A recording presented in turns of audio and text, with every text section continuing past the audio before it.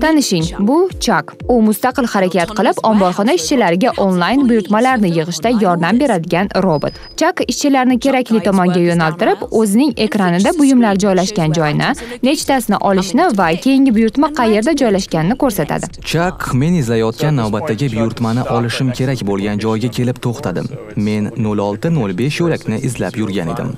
Jerome Debois, Massachusets shtati Uelton shahridagi Six River Systems startap asoschisi hisoblanadi.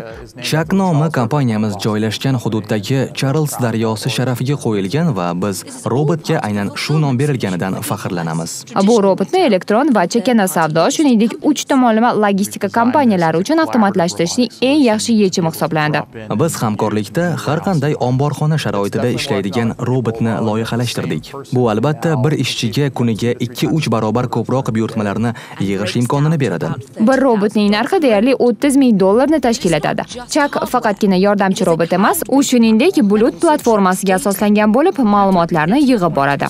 Mana bu robot buyurtmalarni olishga 18 soniya, keyingi joyga yetib olish uchun esa 10 soniya sarflagan. Chak bu turdagi yagona robot hisoblanmaydi. 2012-yil elektron savdo giganti Amazon Massachusets shtatida Amazon Robotics tizimidagi Kiva deb nomlanadigan robotlarni sotuvga chiqargan.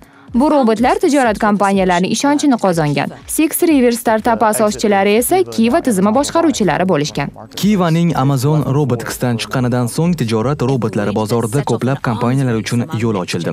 Bu imkoniyat esa o'z navbatida kelajak avlod robotlarini ishlab chiqaruvchilar orasida kuchli poygani vujudga keltirdi.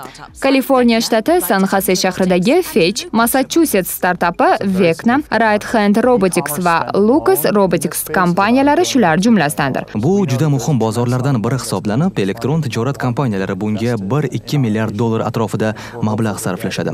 Biz avtomatlashtirish sohasiga juda ko'plab mablag' investitsiya qilinayotganligini yaxshi bilamiz va bu bozorda bizning ham ulushimiz bo'lishiga umid qilamiz. Six River Systems shu kunga qadar o'z faoliyatini rivojlantirish uchun $7 million yaqin mablag' sarflagan va shu yilning oxiriga qadar investitsiyani 2 barobarga oshirib, ishchilar sonini 35 nafarga yetkazmoqchi.